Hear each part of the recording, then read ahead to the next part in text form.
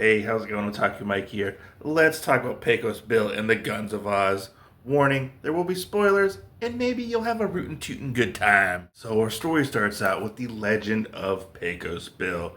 We find out as a baby he was raised by wolves, and as Pecos grew older into his young adulthood, we find out he actually wrangled himself a rattlesnake and uses it as a whip slash lasso, which he took that rattlesnake and used it to basically chase down a bobcat. And we end up finding out that Pecos is telling this legend to the Munchkins of Oz. The Munchkins ask, "Hey Bill, how exactly did you get to this land of Oz?" And he's like, "Well, I come from this place called America." And at the time, he was in this town fighting this big old feller in this gunfight, and this storm rolled through with this giant tornado. He ended up lassoing the tornado, and he ended up here in the land of Oz. I know, pretty simple, right? Bill's like, "Look, I really just want to get home. How can I get home? I need to talk to an adult right now." And who happens to show up but the Wicked Witch? And she's like, "I got you. I'll help you out." But not really, because she blows away a couple of the Munchkins, which leads Bill to shoot her right in the head, killing her. And the Munchkins are like, "Oh my God, this is crazy. Look out, there comes the flying monkeys." Which they tell Bill to run away. But Bill's like, "No, I got 12 shots. I can take them all out." Which he does, and he saves his little new buddy, Toto the Munchkin. So we end up actually switching over to this Munchkin who actually is getting interrogated by the gunslingers who work for the wizard. And they want to know exactly who is this gunslinger, how did he get here exactly? And we end up meeting another pivotal character, and this is Tyrannosaurus Tex the Gunslinger. He's a big red Tyrannosaurus who happens to be a gunslinger. And he is like, "Look, I need to know what's going on. Is this cowboy after the treasure that we're looking for, the treasure of Blackbeard?" And this Munchkin starts saying, "No, he's not. He just wants to basically get home." But the Munchkin feels like these gunslingers might be scared of what Bill can actually do at this point. And the Tyrannosaurus ends up eating this Munchkin because he doesn't get the information out of him, basically. And this other Munchkin shows up who is in line to get interrogated. And he's like, "Look, I know where he's going. I know what he's looking for.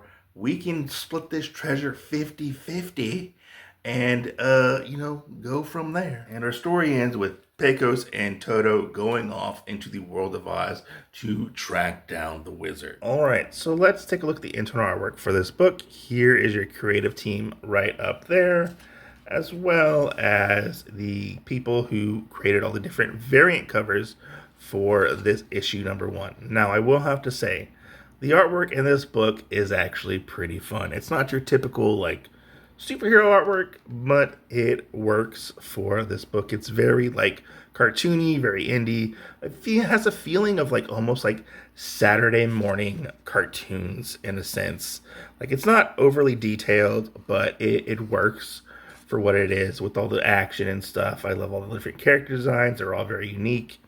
The action flows very, very well with what little action we actually do get in this book. But yeah, it works. And this is probably my favorite part of the book, honestly, is the artwork. I loved seeing the different depictions of all the Ozians and Pecos and stuff like that. This is where, honestly, the book really does shine, is with the artwork.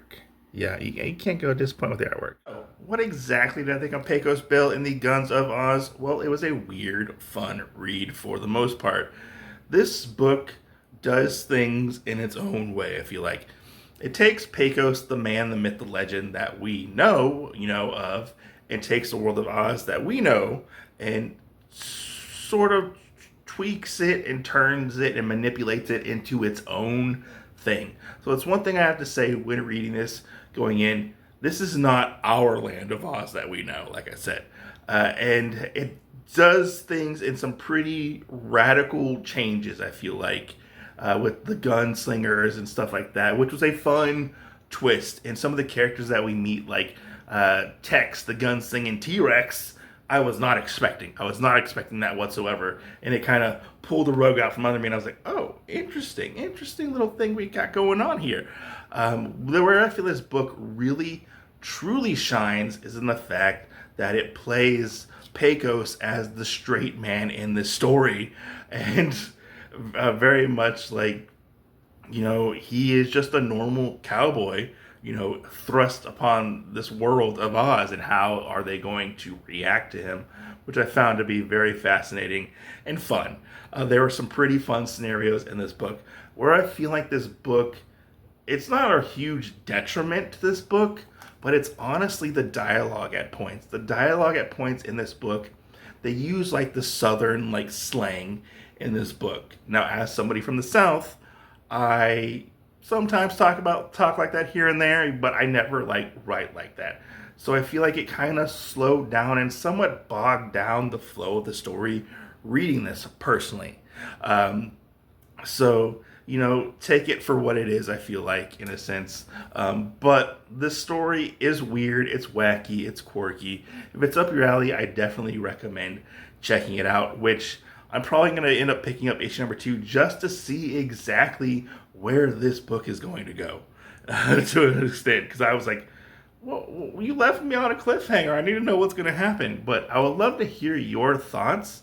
If you've picked this up or not, what are your thoughts on Pecos Bill and the Guns of Oz? I'd love to hear your thoughts down below. I'm going to talk to you, Mike. Make sure to comment, like, subscribe, and catch you guys on the next video. Peace out. Stay safe. Go read some comic books.